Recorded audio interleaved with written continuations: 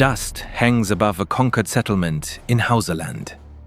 Cavalry riders return through the gates carrying spears, shields, and captured banners. Behind them, laborers press red earth into a defensive wall that will remain long after the army has moved on. At the center of the column rides the woman whose name will become inseparable from warfare, fortified cities, and royal power: Amina of Zazzau. For centuries, tradition has remembered her as a queen who led armies towards Nupe and Kwararafa, demanded tribute from distant rulers, and strengthened Zazzau's control over important trade routes. Across northern Nigeria, old earthen fortifications became known as ganuwar Amina, the walls of Amina. But almost every part of her story carries a warning. The surviving written accounts were produced long after her lifetime. They disagree over when she lived, whether she formally ruled as queen, and how much territory she actually controlled. What remains consistent is the image of a woman who did not merely defend an inherited kingdom. She used war to expand its influence, enrich its court, and make her name feared far beyond Zazzau. Was Queen Amina a visionary state builder, or a conqueror whose glory concealed the price paid by defeated communities? Before Amina entered its history, Zazzau was already one of the important Hausa states of the Central Sudan. Its political center was associated with the region that would later become Zaria in northern Nigeria. It occupied a strategic position between the commercial cities of Hausaland and territories farther south. Zazzau's power depended on more than farmland or city walls. It stood near routes used by merchants carrying grain, salt, cloth, leather goods, cola nuts, horses, and enslaved people. Control over roads and markets could be as valuable as direct control over land.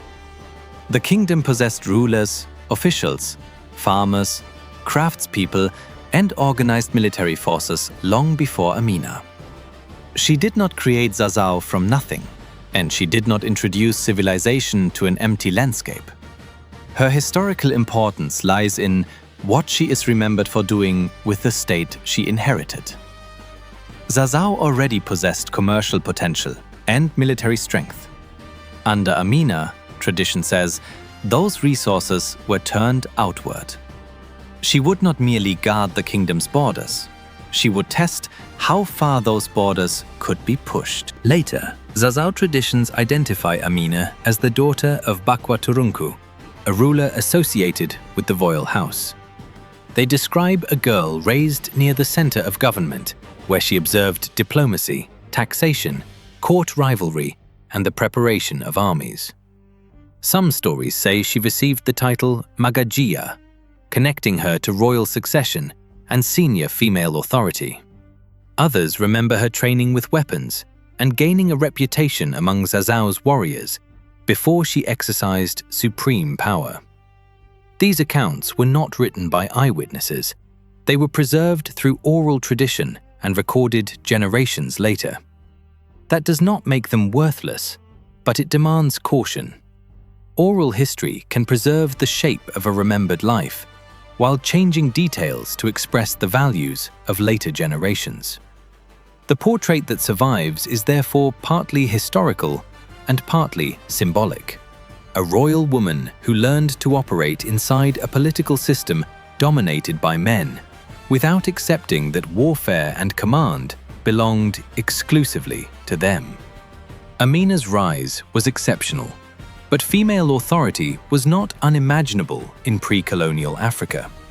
Women served as rulers, queen mothers, advisors, diplomats, and, in rare cases, military commanders. What made Amina extraordinary was the scale of power eventually attached to her name. The best-known tradition says Amina's brother, Karama, ruled before her, and that she took command after his death. Some accounts describe her as the Saronia, or Queen of Zazzau. Others preserve her more securely as a royal princess and military commander whose authority may later have been remembered as queenship. Even the century in which she lived remains disputed. The Kano Chronicle connects Amina with a 15th century ruler of Kano.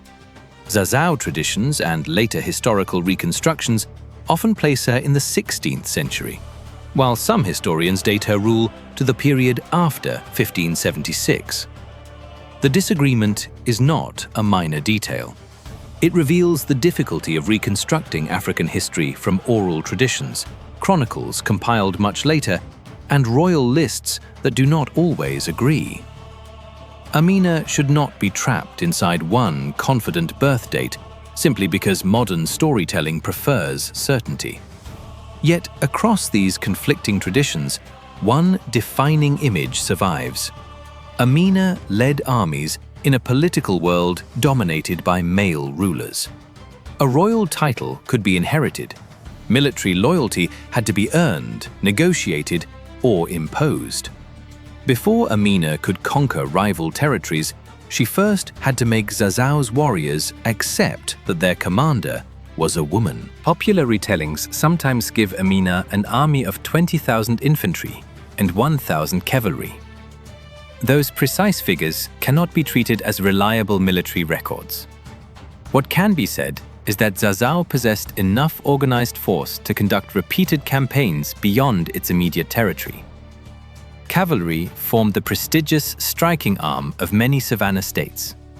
Horses gave commanders speed, mobility, and psychological power, but they were expensive to acquire and maintain. Infantry occupied settlements, guarded roads, protected supplies, and enforced tribute after the horsemen had moved ahead. A campaign required more than bravery. Soldiers needed grain, water, weapons, scouts, porters, and replacement animals. Local rulers had to be persuaded to cooperate or defeated. Victory then had to be converted into something permanent before the army returned home. Tradition remembers Amina directing repeated campaigns towards the south and west, where Zazzau could reach the commercial worlds of Nupe and the Niger-Benue region. Her opponents were not empty spaces on a map. They were organized communities with rulers, armies, and interests of their own. Amina's strength was not simply that she could win battles. Each victory may have expanded the resources available for the next campaign. Tribute could feed troops. Captives could become laborers or soldiers. Controlled roads could move merchants, supplies, and intelligence. War became the engine through which Zazzau's power reproduced itself. The Kano Chronicle remembers Amina as conquering towns as far as Nupe and Kwararafa, and receiving tribute across a wide area. Later traditions also associate her campaigns with Bauchi and territories between Hausa land and the Niger-Benue region. These claims should not be transformed into a giant modern empire with fixed borders and uniform administration. Political authority in pre-colonial West Africa often operated in layers. A powerful ruler might govern nearby territories directly, demand tribute from distant rulers, control strategic roads, and use military reputation to keep other communities obedient. Amina's kingdom was therefore less like one colored shape on a map and more like a network of submission. Some towns may have accepted military garrisons, others may have paid tribute, opened their markets, or acknowledged Zazzau's superiority without being absorbed into its daily administration. The arrangement could be highly profitable. A defeated ruler who remained in office could collect local revenue and deliver part of it to Zazzau. Merchants gained access to routes protected or controlled by Amina's forces. Her court received goods, captives, and prestige without administering every village itself. This was the darkest deal at the center of her expansion. A community could submit, pay tribute, and enter the commercial order dominated by Zazzau. Refusal risked another military campaign. Her victories did not merely enlarge territory, they determined who controlled movement, who collected wealth, and which rulers survived beneath her authority. Tradition says that wherever Amina established a military camp or secured a conquered settlement, she ordered an earthen wall to be raised. Across northern Nigeria, ruins and old fortifications later became known collectively as ganuwar Amina. These walls were more than defensive barriers. They protected people and goods from raids, controlled entry into settlements, and marked the difference between those inside a ruler's protection and those outside it. Gates could direct trade, collect taxes, and make movement visible to political authority. A wall also announced permanence. An army might arrive in a cloud of dust and leave days later. A fortification remained. It told defeated communities that a temporary military victory was being transformed into lasting political control. But not every wall carrying Amina's name can confidently be attributed to one woman or one reign. Earthen fortifications were a broader feature of Hausa urban life, and oral memory often connects famous rulers with structures built across different periods. That uncertainty does not make the walls meaningless. It reveals how completely Amina became associated with fortified authority. Battles disappeared from living memory. Borders shifted. Dynasties rose and fell. But her name remained pressed into the earth. Amina's wars were not fought only for glory. Zazzau's position made control of southern trade routes especially valuable.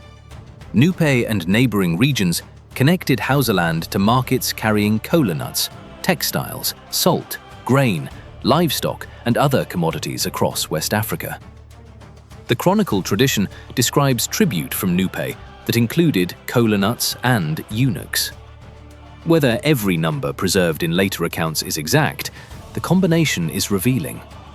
It connects Amina's military reputation with both commerce and human captivity.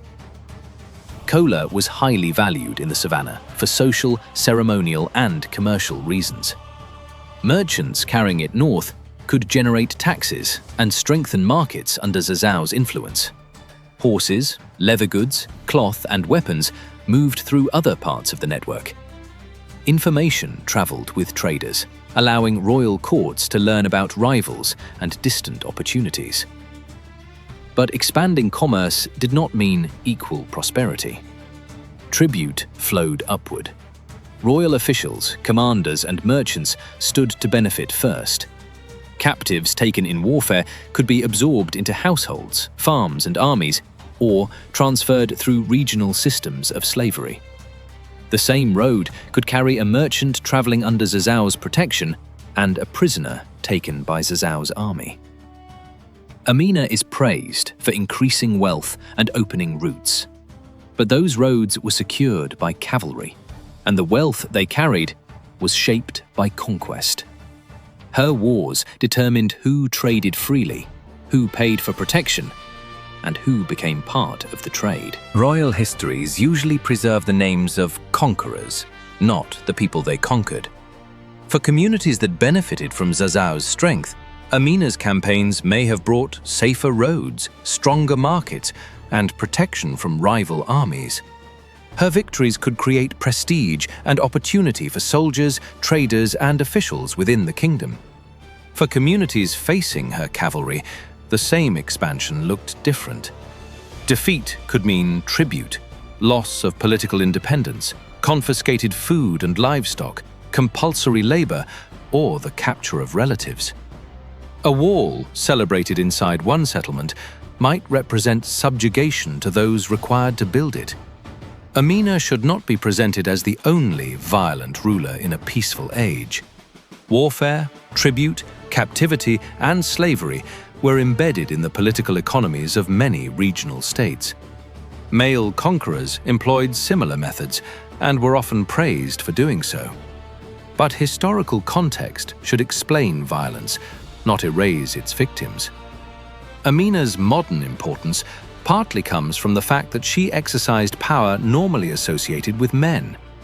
Celebrating her equality as a ruler while hiding the violence of her rule would create another distortion. She was not simply a modern feminist icon placed inside the 16th century. She was an ambitious state builder whose authority rested on organized force. The queen, who may have created greater security inside Zazzau, also created insecurity wherever her army advanced. Amina left no known autobiography, no contemporary portrait, and no surviving eyewitness history. An important written reference appears in the 19th century work of Muhammad Bello.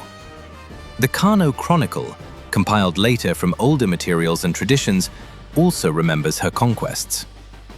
Zazzau's own recorded ruler lists complicate the story by failing to preserve her in the way modern audiences might expect. This uncertainty has allowed legends to grow around her.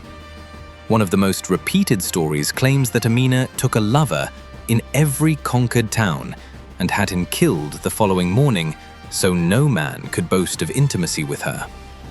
There is no strong evidence for treating that tale as reliable biography. It may reveal more about later anxiety towards an unmarried, militarily powerful woman than it does about Amina. Yet, uncertainty does not mean she should disappear. The persistence of her name across chronicles, oral traditions, and physical landscapes suggests that Zazzau remembered an extraordinary female figure associated with military command, expansion, and tribute. Later generations may have enlarged her achievements, but they did not choose a passive symbol. They remembered a woman who exercised sovereignty through the same instruments used by celebrated kings. Amina became immortal because she fought, conquered, and transformed victory into political power. She strengthened Zazzau, expanded its commercial influence, and became inseparable from the walls that carried her name. But history often celebrates the ruler who built the walls and forgets the people forced to live beneath their shadow. Was Queen Amina the warrior who secured Zazzau's greatness, or a conqueror transformed into a hero by the kingdom that benefited from her wars? Tell us what you think in the comments, and subscribe to History's Darkest Deals for the hidden costs behind Africa's greatest kingdoms.